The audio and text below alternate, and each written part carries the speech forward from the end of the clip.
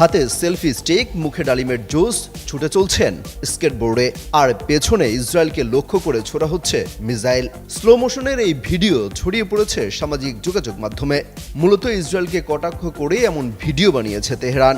South আফ্রিকায় অবস্থিত Iranian এম্বাসির Twitter থেকে এই ভিডিও প্রকাশ করা হয়েছে। এরপর থেকে ভিডিওটি নিয়ে চলছে ব্যাপক সমালোচনা, কারণ ভিডিওটি অনেকটা ইসরায়েলকে অপমান করেই বানানো হয়েছে। ছড়িয়ে পড়া ভিডিওতে দেখা যায় ইরানের সশস্ত্র বাহিনীর যৌথ কমান্ড নন ইনভার্টার এসির দামে ঘরে আনুন বিদ্যুৎ সাশ্রয়ী ইনভার্টার এসি। এখন 1.5 ton my one inverter AC মাত্র 48,900 টাকা পাওয়া যাচ্ছে মিনিস্টার শোরুমে। খাতাম আল আম্বিয়া সেন্ট্রাল হেডকোয়ার্টার্সের মুখপাত্র ইব্রাহিম জুলফাকারি জুস খাচ্ছেন। ভিডিওতে রসিকতা করে বলা হয়েছে, ডালিমের জুস পান করলে তেল আবিবে আঘাত হবে আরও নির্ভুল। ভিডিওটির সত্যতা যাচাইয়ের জন্য কোনো বিবৃতি এখন পর্যন্ত দেয়নি ইরানি দূতাবাস।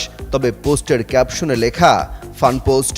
ইসরায়েল যুক্তরাষ্ট্র বনাম ইরানের মধ্যকার এই যুদ্ধে এক চুলো ছেড়ে কথা বলছে না তেহরান।